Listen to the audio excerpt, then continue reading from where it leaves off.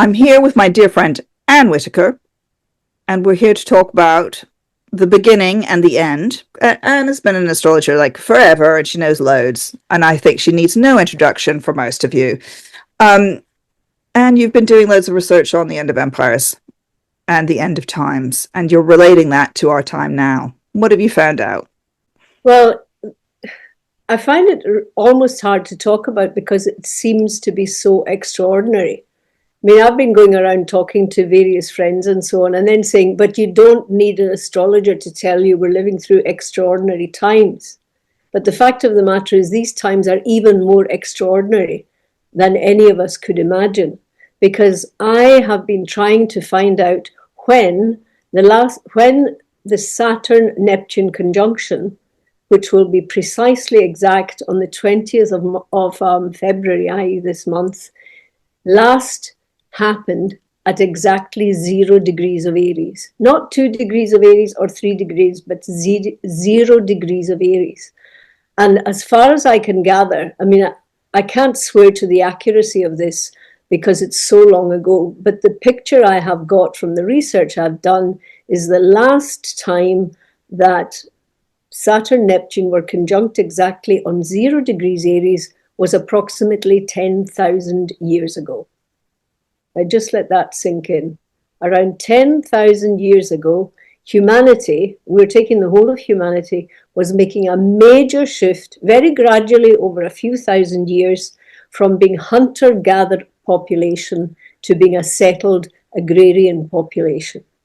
So we were moving from one way of being human to a radical other. And that 0 degrees Aries Saturn-Neptune conjunction occurs in our time on the 20th of February. And what's happening to us? It seems very clear that we are moving. There are lots of things that aren't clear. There's lots of things that are very unsettled and up in the air and, quite scary. But what is clear is that we're moving from one era of a way of being human and stepping into another through technology and AI and all of that stuff that we are absolutely embedded in at the moment. So I just found that extraordinary because we are shifting from one way of being human to another way of being human now. And the last time this happened was around 10,000 years ago. So what do you think, Christina? What's your reaction to that? Well, thanks for doing that research is my first reaction, because I looked back and back and back and back and back, and I couldn't find this moment. Mm-hmm. Because it's, these two planets, they meet every 35 years or so, 36 years, but they do not meet at 0 Aries. No, right? This is the point. That's the point. And why is 0 Aries so significant? Well, it's the beginning of the beginning. It's the beginning of the zodiac. It's not, and why is it the beginning of the zodiac? Because it is the point of the spring equinox, right? It's the point of spring. And we are about to have a new beginning. We just are a new spring. And but we're also coming to the end of something in a very extraordinary way. And I know that most sensitive people right now are feeling quite overwhelmed by the kind of rush of energy that is happening, the tumbling energy. And really, I would say, I was thinking about just our recent history, and I would say it's been pretty weird since 2008. There's been one thing after another. One thing has fallen after another. And here we are arriving in this new paradigm. And so it feels very good to me, actually, to step back from the absolute horror that most of us have been feeling about what's been in the news and think about this in a very big context. So thank you for that. And let's put this now into a couple of other layers. If you can imagine tossing a huge rock into a deep pool and the ripples going outwards, the furthest out ripple is the 0 degrees Aries container from, if you like, 10,000 years ago.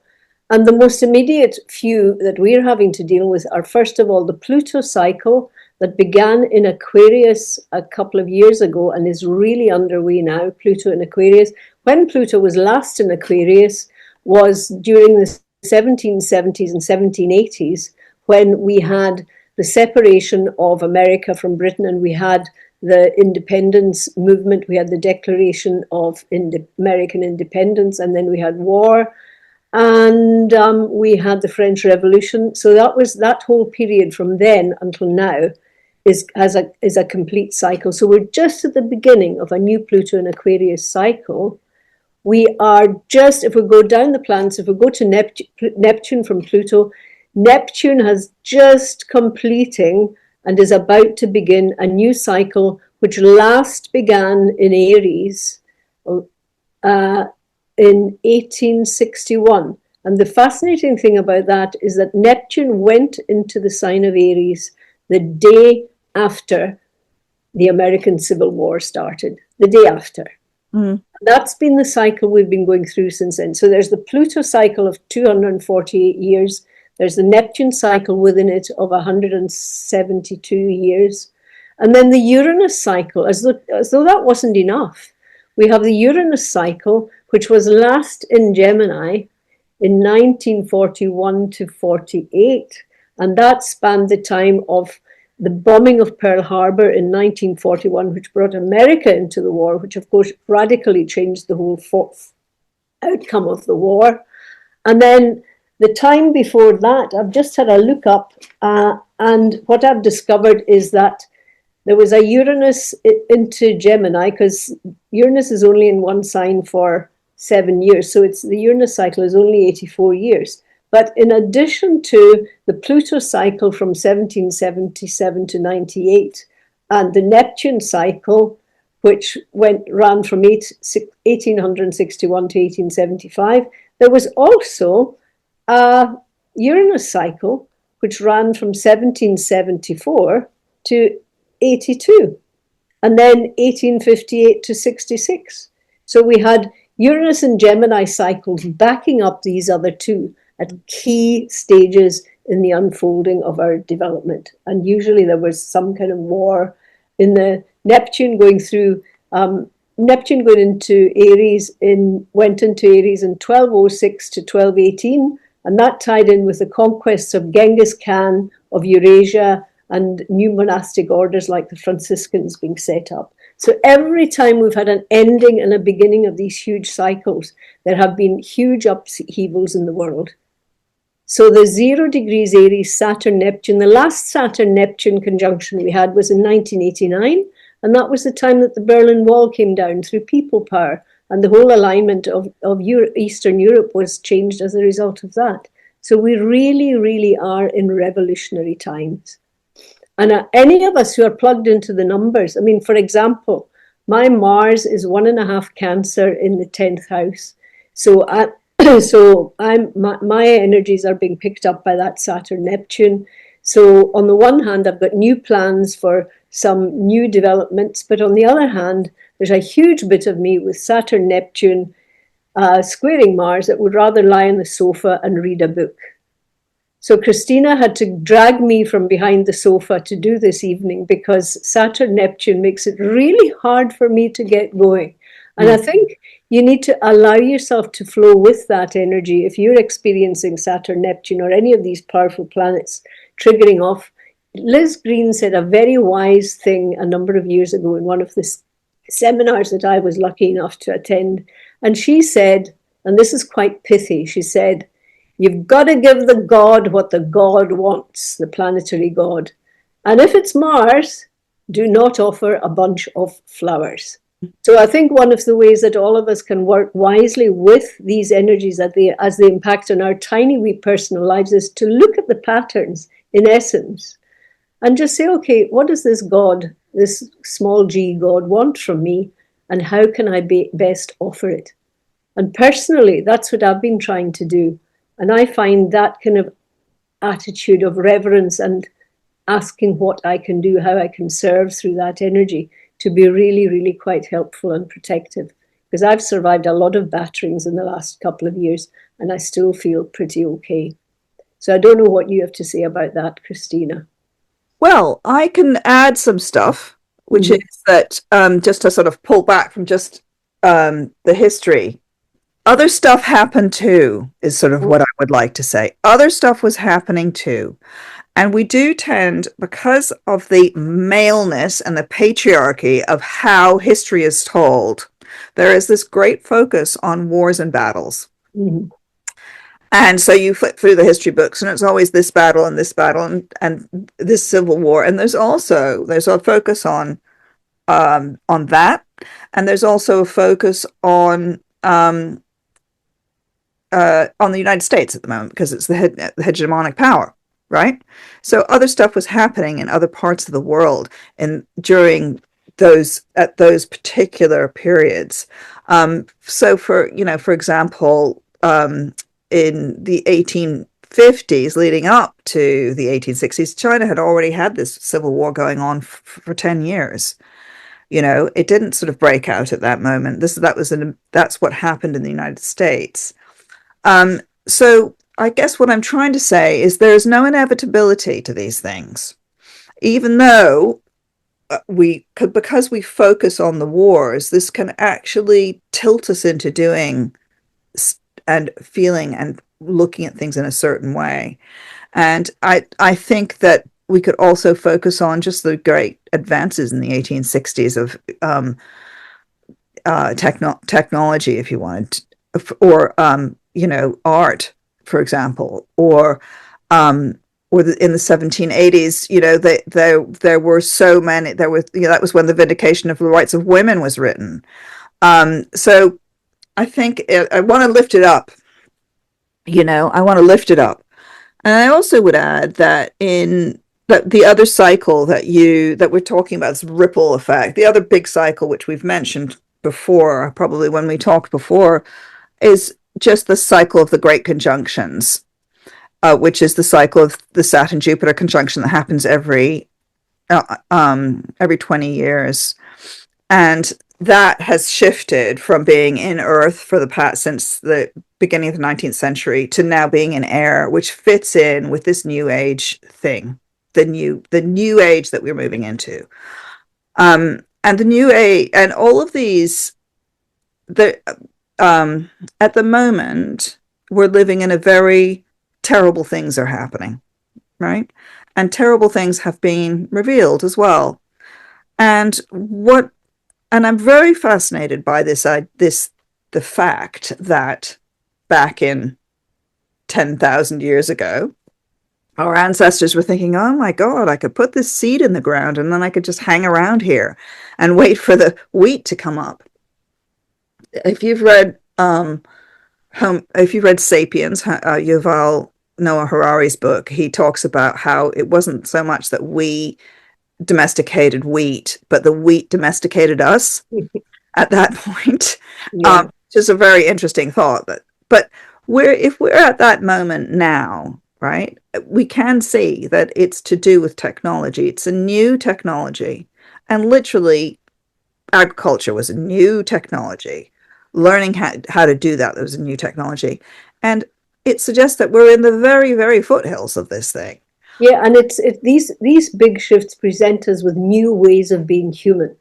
Yeah, that's the what we have in common with 0 degrees Aquarius 10,000 years ago. We're moving into a new way of being human, and I'd just like to say I think you're absolutely right to raise the level from the various wars and so on. But one of the things that history has shown us is that the upheavals and turmoil caused by wars actually throw everything into the air. And as things gradually land, you get a heightened creativity and new developments and all the rest of it. And one of the things that I was talking to you about this the other day, Christina, one of the things that's astonishing about the phase we're moving into is that by the summer, Mars, Jupiter, Saturn, Uranus, Neptune, and Pluto will all be in fire air signs.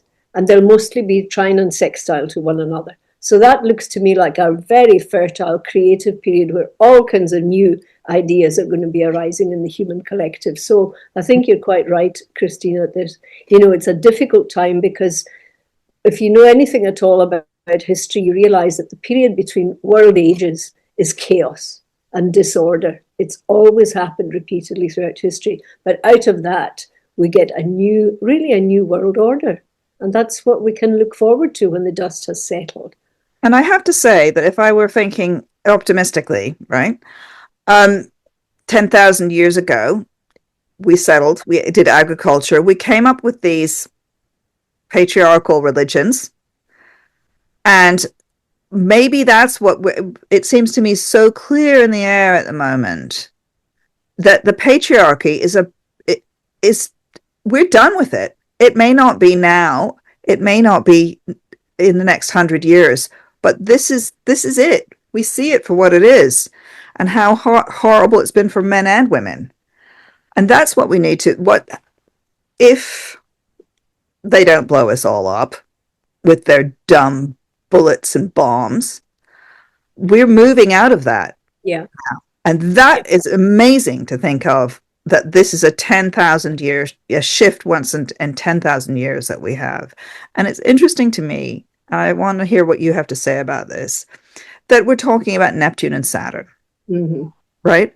What do those planets mean? Yeah, I was lying on my sofa drinking tea, as I frequently do these days, thinking about this afternoon. I think about it a lot, obviously.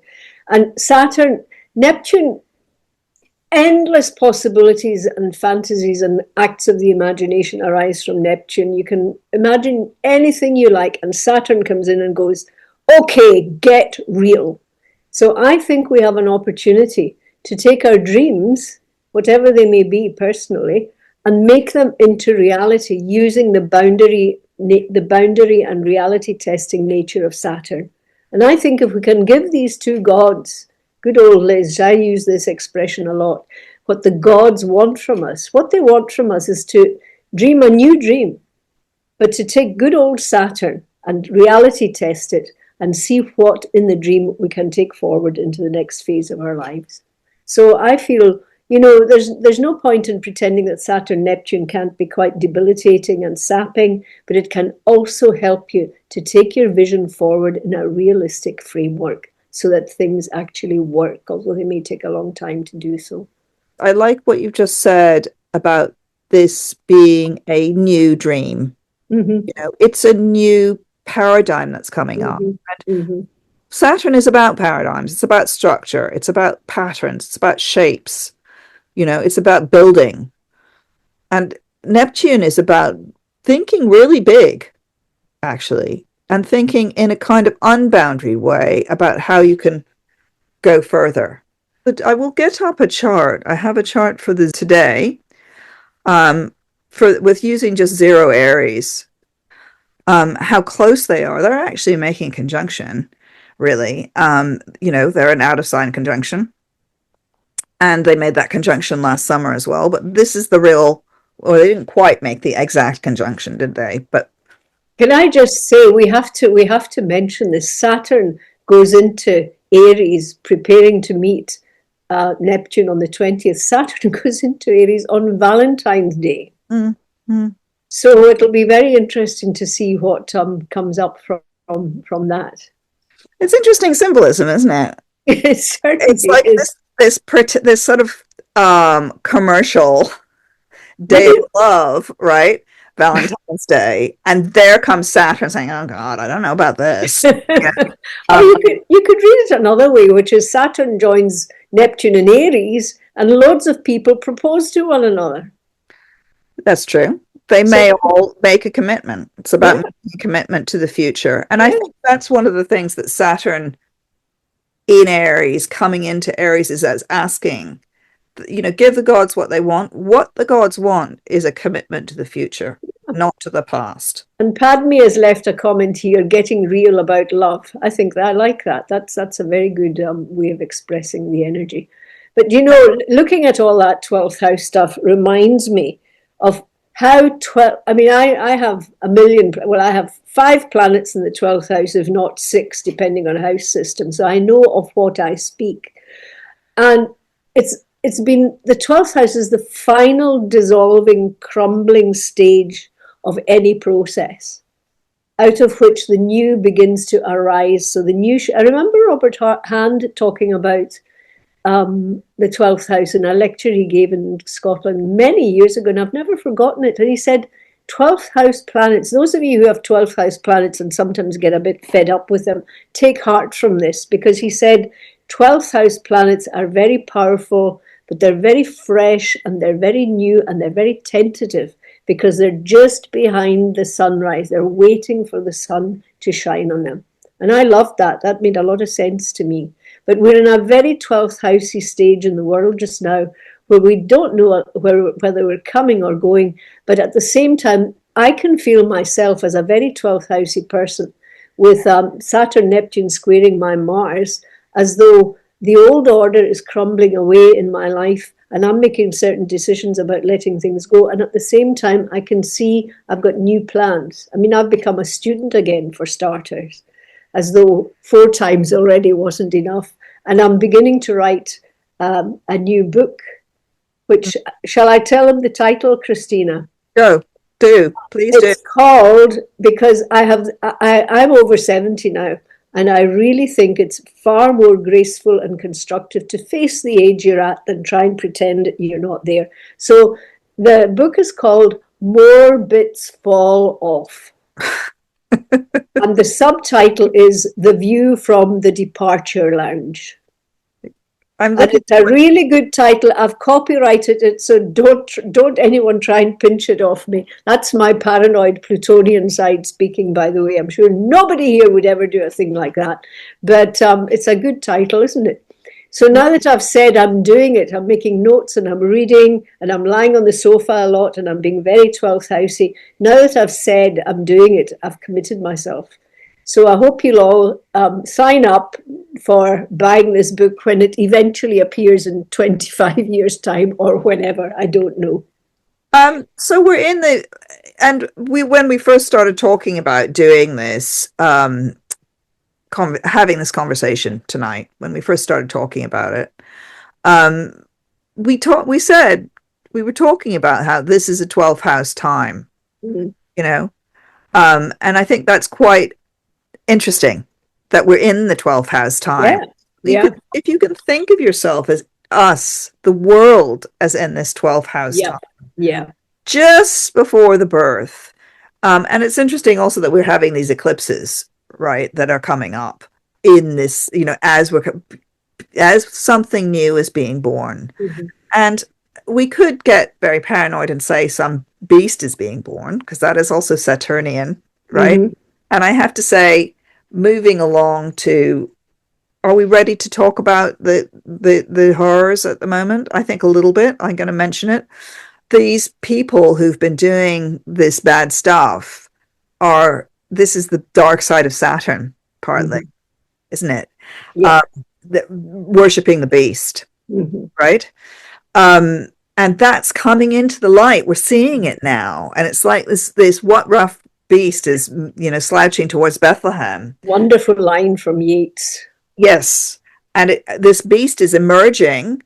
But the good thing about the beast emerging is that we see it now, right? Seeing the beast. There's more to come, by the way. And just this is like a general point about the current astrology, because all these planets are going to go into Pisces, all those ones that we're in that are lining up in Aquarius at the moment, they're going to go into Pisces. They're going to do this big cleanup job and finding stuff out. Mercury retrograde is in there too. And the reason this is important that's in Pisces is because Pisces is about scandal, among other things. Right? Neptune is about scandal. Neptune is a planet associated with scandal, and so is Pisces. It's about the sewage, right? So these other planets are going to be going in there and wading through the sewage as they get through to the new shore. But they're all going to be through there by, is it April? I've got it all written down somewhere, but basically I'm trying to think. Jupiter goes into Leo in June. Mars, I think, goes into Aries in April or May. I think it's and of course the biggies are all in by then. So by the summer, Mars, Jupiter, Saturn, Uranus, Neptune, and Pluto will all be in fire and air and trining and sextiling each other. And I just think there's a lot of creative possibility in that. Yeah. yeah, the beast can't hide anymore, someone has No, put. no. And It's, it's scary to contemplate just what happens when it all collapses. yeah. I mean, the issue with collapse, is look at Gaza. That's what happens if you're not, if, this is the danger. So it's important to try and get through this passage, this very narrow passage, Mm-hmm. right? Where it's like Scylla and Charybdis, we're sailing in a ship and we're going through very rough seas. But not only do we have rough seas, we have rocks being hurled at us by Yeah. various monsters, and Mm-hmm. and it's a matter of staying upright and keeping the boat Mm-hmm. as intact as we can. Yeah. Not just allowing it to completely collapse, Mm-hmm. but discarding the things that are that are shit, right? Yeah. We want to discard the bad stuff. Yeah. And that's really important for us to think about personally, is what is it that what burden do you need to unburden yourself? Because Saturn is also about carrying a burden, Yeah. carrying fear. And this is one of the things also that I worry about, I have to say, with the Saturn-Neptune conjunction, is there's like this expansion of fear, possibly, with that, I think. So, yes. What are you thinking about? An explosive summer. I do agree with that, Padmini. I think it's going to be that. Yeah, I think it is going to be an explosive summer, but it could also be quite constructive. The thing to remember that may be different from other times is that these outer planets are in very good Alignment. they're in beautiful alignment with each other. Mm-hmm. This isn't like scrappy, messy. They're not hostile to each other, not like, say, the mid-60s, where there was a terrible Well, it was that Uranus Pluto opposite opposite. Saturn. And Chiron. Yeah. That's where I was born. I was born Yes. Saturn Chiron Mars conjunction opposite Pluto and Uranus. Well, Which, Christina, you've made a damn good job of it. well, I have to say, Yeah. Yeah. but that was quite bad. Whereas this one is quite beautifully Yeah. aligned. These things. So, and what about this fire and air feel to things? I know you're looking for. I'm like, oh no, because I'm so Pisces. I worry about fire. Well, I am really looking forward to, because I have anyone who thinks they're having a hard time. When I taught classes, I used to say to my students, the number one rule of Leo is, if you're having a good time, I'm having a better time. And if you're having a bad time, I am having a worse time. So they used to get a good laugh at my expense. So the thing is that Pluto, I've got Pluto squaring up to oppose all my Leo planets. And I've got Chiron at 4 Scorpio squaring everything. And it's all looking very difficult. So I am really looking forward to getting a fire air boost, because I really think it'll lift my energy, and it already has. So I feel very positive about it, but I think we have to restrain ourselves, because fire air takes you into your future. You have all kinds of ideas and you're fired up by things. So you have to be a wee bit careful to do a bit of meditation and just sort of calm yourself down, because I think one can overreach oneself with too much fire and air. That's what I think. But I think we need the fire and air to get us out of this swamp. Yeah. And it's so funny that the orange one, that uses that term, the swamp. It's one of the things he's right about. It is a swamp, except that he's the swamp creature. Yeah. And I think the fear, I like what this person has said, is it Judith, that the fear is a virus. Mm-hmm. I do think the fear is a virus. And I think you have to be very careful about that, because Neptune is associated with that kind of contagion. Yep. And Saturn is associated with fear. Mm-hmm. So that's one of the dangers, is for people to become very frightened, which, I mean, I'm not surprised. These are frightening times. And I do take heart, as Kirsten was saying, watching the creative response by Americans. That's why I don't want to go I want to sort of say that there's Pluto and Uranus is about people power, right? It's about the uprising of people.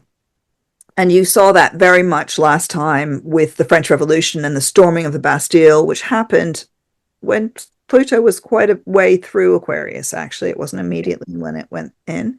I think Pluto was opposite Uranus around that time. Yeah, and it was sort of like 10 degrees or something of Aquarius, wasn't it? Mm-hmm. Um, where was I going? I was thinking about the people power, but we're actually already seeing the people power in the United States with what's happening in Minneapolis. And one of the things I want to say about that, which is very different, I feel, is the incredible peacefulness of the crowds, the incredible creativity of the response is not the same. It's not what's wanted by the beast. Now, the beast wants violence, right? That's what's wanted by this beast that's coming up, or whatever, however we put it. That's the prodding, is to make people very violent. And you can see that what's happening on the other side of the world in Iran is literally that beast it's on top. It's incredibly violent what's happening in Iran. It's so shocking.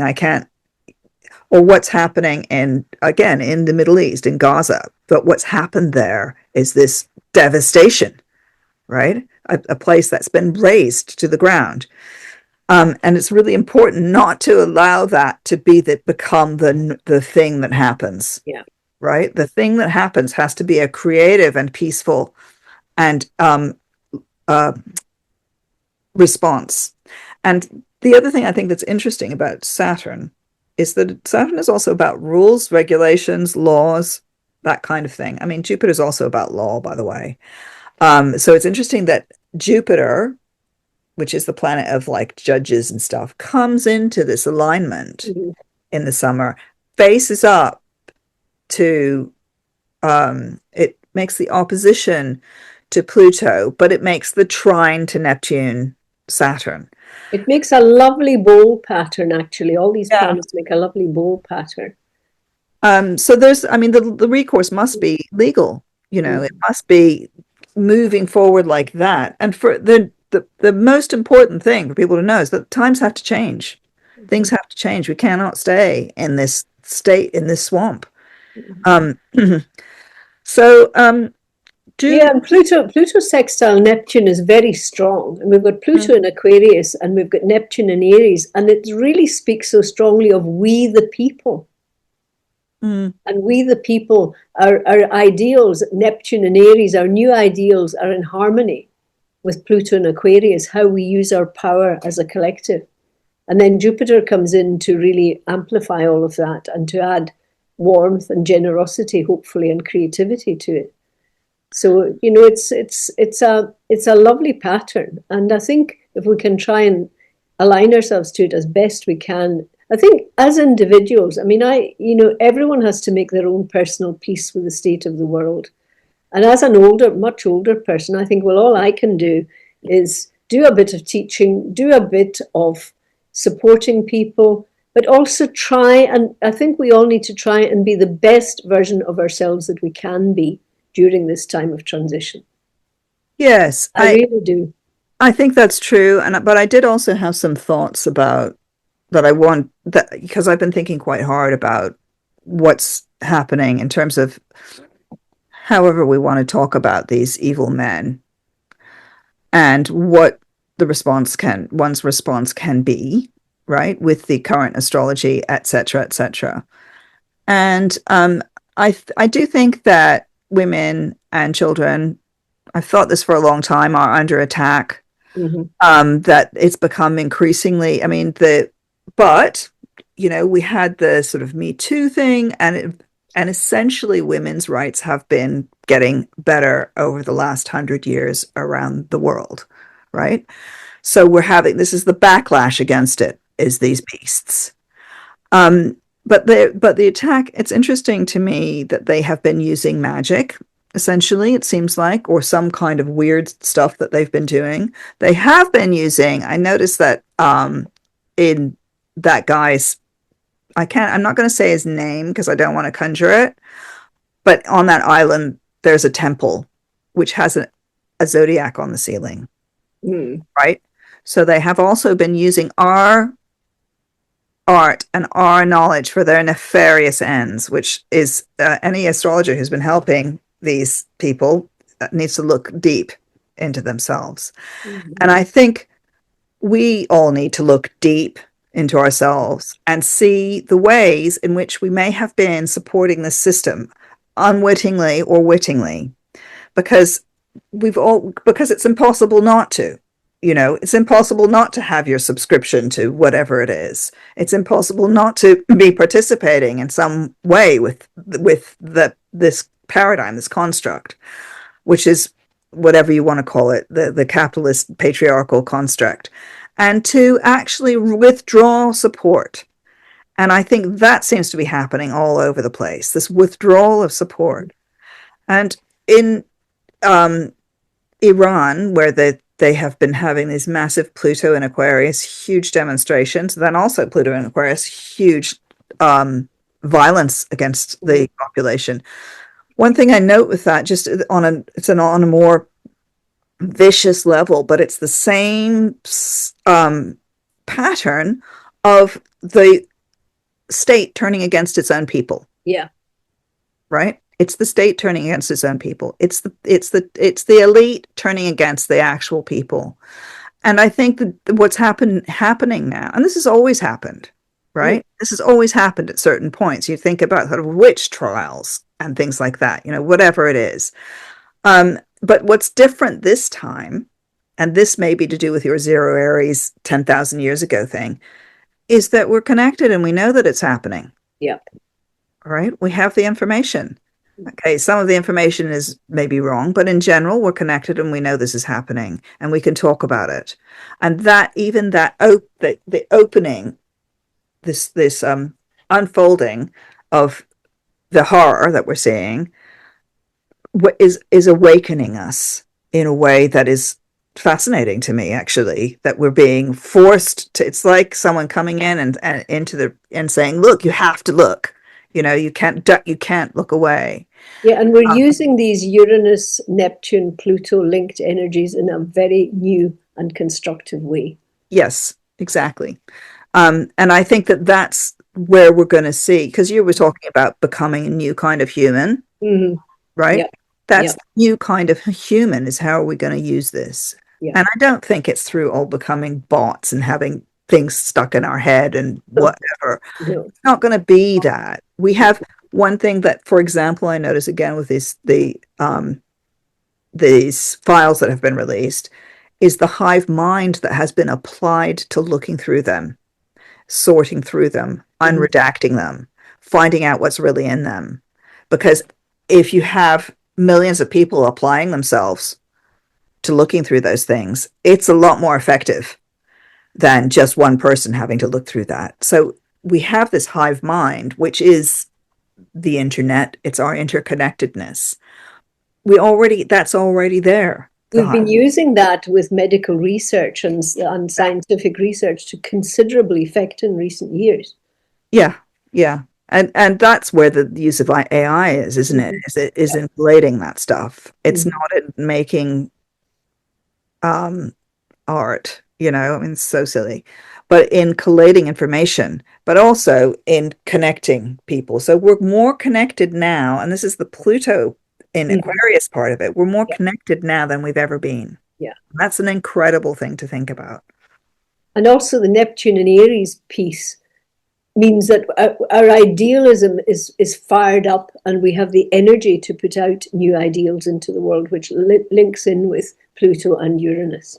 And then there's Saturn in there just calming everything down and saying, okay, guys, we need to focus all this new energy for maximum effect and maximum benefit.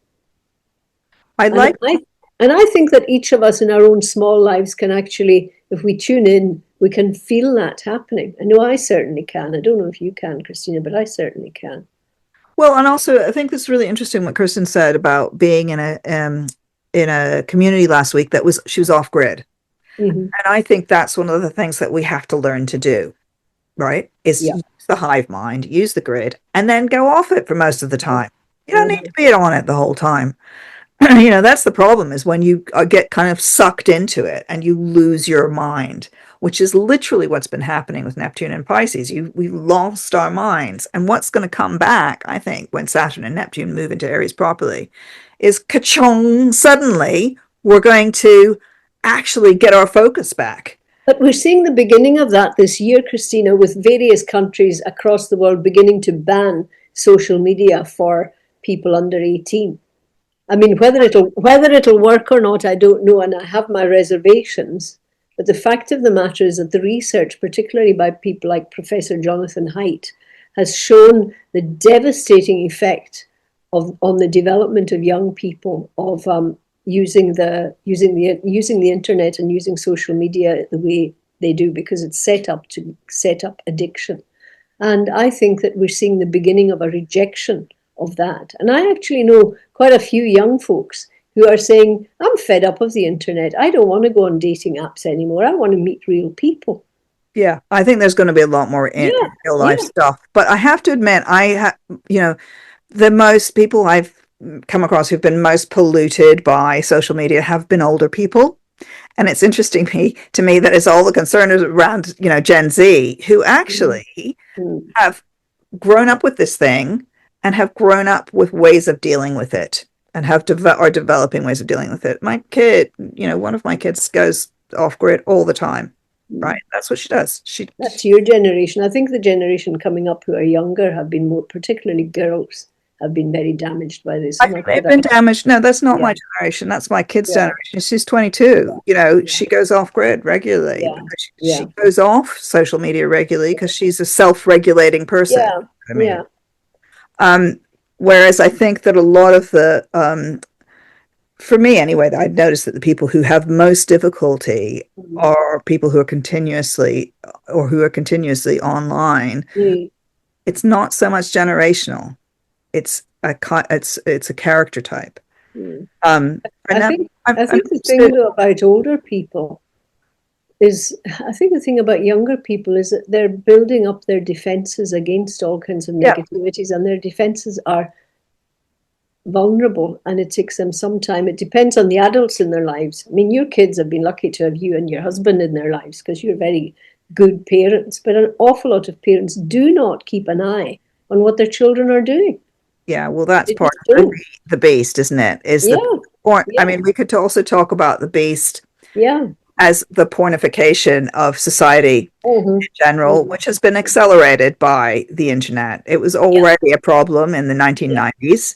And it became easier to do. And one of the things about our being more connected is that bad actors are also more connected. Yeah, I know. And that's the difficulty. And I think that's where we need to focus our thoughts as well. Is how do you legislate against that? Yeah, because we have the rise of the manosphere, and that is really, really damaging to young men and to young women particularly.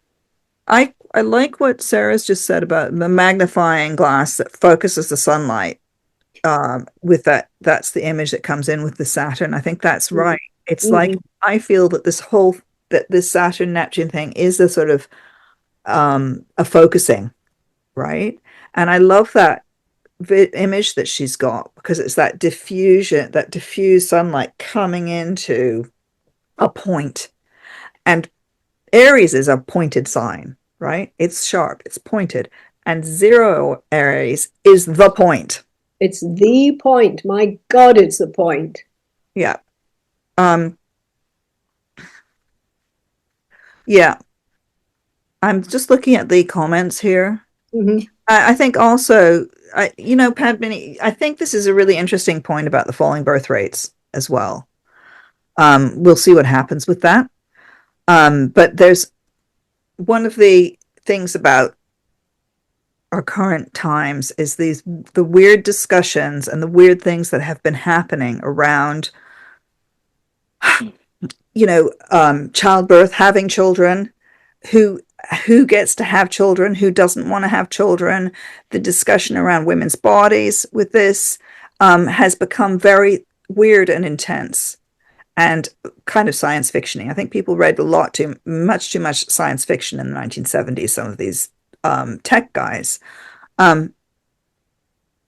Yes, I want to say, can I just, I want to read what Mary said, because I think it's actually really important. She says, I think we evolve as a society or a species through the tension between the light and the darkness. Yeah. absolutely right. Yeah. Um, the mucky side of darkness has been undercover for decades, and as the energy of light is beginning to expose the darkness, we are all forced to awaken. But it's also, then she goes on to say, it's all cyclical, isn't it? The dark and light energies will become unbalanced again. Fortunately, we make beautiful advancements during these major enlightenments for some period of time, and then the pendulum swings once again. Mm. I Yeah. agree. This is nature of life on this plane of existence. I agree.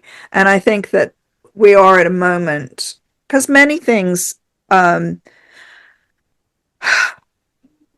are so much better than they used to be for people in many, many countries around the world, and we forget that sometimes, that, polio has been eradicated, you know, um, malaria's almost been eradicated, that can go out to work, that there's no more foot binding. These huge advances and changes have been made. And we sometimes think that we're living in this darkest of times. And actually, maybe we're not. Well, this is where I think having the perspectives of the larger cycles of history really helps. Because interestingly, I was having a conversation about this afternoon with a friend and saying we have to pull back and remind ourselves of how fortunate we are relative to women in previous periods of history and relative to an awful lot of women right across the world. And it's really Absolutely. important to recognize that. And not let it slip back. No. We don't have to have don't have to start living in, what's it called? What's Margaret Atwood, that the Oh, country, yes. the country that's in The Handmaid's Tale? I can't remember what it's called. Gilead. Gilead. Oh, yes, Gilead, yeah. Yeah. Mm. We don't have to live in Gilead. Oh. But it's important. You do have to. And the thing I think that is clear is that we are awake to now, is that you have to constantly struggle, as Mary's saying so beautifully. It's a constant struggle with light and dark. So we have to constantly struggle with the dark and not think it's all la-di-da and lovely, love and light, blah, blah, blah. It's not. It's a struggle. And there are multiple levels of that struggle. So there's a mystical level, like that's why I wanted to clear the room at the beginning of this evening. There's the intellectual level, right? And I think people have made great strides, but also that's where part of the attack is coming from, is on this intellectual level, with people like Peter Thiel writing these ridiculous essays and this sort of faux and the eugenics that has been actually being discussed by these people. I don't know if you've been looking into that side of it, but the eugenics is part of the whole kind of weird mix, right? But that's sort of an intellectual thing. And then there's the heart level, the emotional attack. And then there's the practical level of rights being taken away. But we have got to the stage in the session without mentioning Jung. And Jung had some very wise things to say. And I think one of my favorite comments that Jung made that I try and work with is, our task in this life is to reconcile the opposites. And I absolutely think that he summed up the human condition in that statement. Could you repeat that again? Our task in this life is to reconcile the opposites. Yes, that is the same. Yeah. That's what Mary's saying as well. Yeah. She's saying to darken the light is our Yeah, task. but it's a lovely way. It's a lovely way of summing up what we need to do. It works at all sorts of levels. And do you know what I think that is interesting about someone saying here about having IVF babies, which is an incredible breakthrough for people, but also a lot of people have the fertility has gone down so much. Mm-hmm. That's why it's become so necessary, which is a really curious thing. What's that about? Our drop in fertility. But IVF is a perfect example of something that is beautiful and wonderful, a scientific breakthrough, and also can be used for the dark. Mm-hmm. It can be used Everything for can. Everything can. Yep.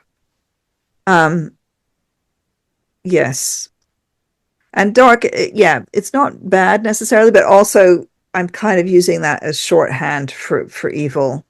Really, I'm talking about there is evil in the world, and I think that's also something that we all know that, right? We know that there's evil in the world, But I But think I that, think we also have to honor the positive dimensions of darkness because, for example, if we didn't go into autumn and everything retreated into the shadow, then we wouldn't have rest and we wouldn't have renewal in the spring. So darkness is a dimension of life that's very creative as well. So I suppose evil is a perverted dimension of darkness, really, isn't it? yeah, or maybe you could be very bright and evil too. Yeah, Lucifer. yep. That's another. But I am talking about evil. That's what we've Yeah, seen. I think yeah. that one should, call an evil an evil. Mhm. These people are evil, and they're still walking around. Nobody's gone to jail and yet, except for what's her name. Well, it's interesting, isn't it, that the only person who's landed in jail is a woman. Yeah, yeah. What about her brothers? Like, Yeah. or the gynecologist who that person had on call for the girls. Why is he still he's still practicing? It's Mhm. incredible. Well, not incredible. It's credible. Yeah. But all of these things, people know this is wrong. And I think this is another thing that I want to talk about in the current times is what does it mean to have Pluto in Aquarius? Aquarius is a sign that is also about ethics, isn't it? It can be very philosophical and very ethical and it's the Aquarius Sagittarius conversation in a way, that ethical conversation. And this is all about ethics. And the ethics have been thrown aside for the last many years in terms of when people discuss AI. How often do they talk about the ethics, really? Yeah. And these people, in doing their vile nonsense, are, they're immoral, they're evil. And we have to think about what is evil, what is right, and what is wrong. And not in a, there's a whole gray areas, we all know that. But some things are wrong. And it's all been a bit too blurred. And I think that's something that's going to change when Neptune goes into Aries, when Neptune and Saturn go into Aries. No more blurring around certain things. But we were talking before about this being a 12th house time, Anne. And Mhm. would you say Pluto's in Aquarius now, and it will be until, is it 2043, I want to say. Yeah, And it's then about it that. then it goes into Pisces, Mhm. and then it comes to the zero Aries. So, Gosh, that'll so, be an interesting point. so do you think, I mean, it seems to me that when you were talking about 10,000 years ago, right, that was, Neptune and Or thereabouts. I mean, obviously one can't be within exactly. 1,000 years or so. But say this is a this is a big transition that we're going through now, right? Mm.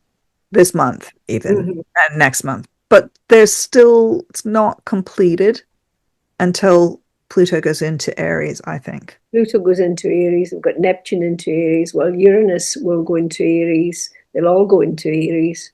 But I think that Pluto will be the last one. I'm trying to think. Pluto will be the last one to go.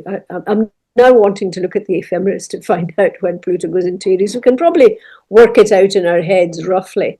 I could Where are we? exactly when. Pluto's in Aquarius, Pisces. Probably another I 100 years, some up to 100 years. No, Pluto goes into Aries in You've got it. 2066. Oh, as soon as that. So it Yeah. must be going through signs of short ascension then for that period of time, because that's Well, quite quick. just only got Aquarius and Pisces to get through, right? So Yeah. it's going to do those two. And the other one, so basically we've had Neptune and Saturn go in. Uranus went in a few years ago. Mm-hmm. And then Pluto will go in. And each time it seems to me it will hit that zero, these things hit that zero Aries point. So this is a transition period that we're in, and transitions are interesting. Um, yeah, There's a fluidity and there's a chaos and fluidity in transitional periods, yeah. which is very special because it's like everything going into the melting pot and everything coming out different at the other end. Mm. And so there's a freshness and a newness about the whole thing. But it's very disturbing and very unsettling while it's happening. And we've been chosen to be present at a very transitional point between one world age and another. it's incredible. It's an incredible privilege Yeah, it is really. to be here, Hmm.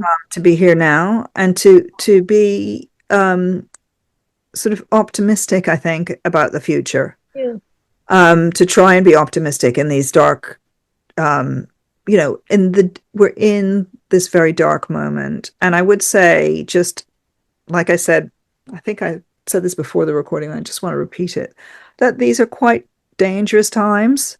So people should make and I mean that on all those levels that I was talking about. So the mystical level and the emotional level and the mental level, all of those levels, these are quite disrupted and dangerous times. So it's really important to stay boundaried, right? To have your to stay aware, and also to keep your feet on the ground. Um, And I, also the gift we have of astrology is it allows us, in principle, to yeah, see how best we can work our own energies. You know, as Liz said, give the God what the God wants. I really, really do think that coming back to that point is helpful, because you have to look at, I mean, Jupiter is coming into Leo soon. What can we do with that energy? How does it impact on our own horoscopes? What's the best we can aspire towards? I mean, I really like Stephen Forrest's approach to these things, for example. He has a very constructive and realistic approach to how you work with your own shadow material and how you work with the more difficult dimensions of the planets. So we have to ask ourselves, where is Pluto and Aquarius in our charts? How does it link in with other things? How can we best, in our own small way, work to get the best out of this energy within ourselves? And how can we best offer it out to the collective? Because I think it's all too easy and understandable to feel utterly powerless and crushed when we're going through difficult times like this. But you need to take back. And I mean, I love the slogans that you get in Buddhism, like lean into the sharp points, regard chaos as extremely good news. When I was going through a long Neptune transit in my 50s, which lasted a very long time, I used to march around the house reciting to myself, lean into the sharp points, regard chaos as extremely good news. My husband nearly went crazy, but it helped me. So a good mantra for this period is start where you are, do what you can, use what you have, work with the willing, and just get on with it. Because I think each of us has a little tiny chip of positivity that we can put out. And part of that positivity is not being afraid to face our own shadow material and our own darkness and our own negativity.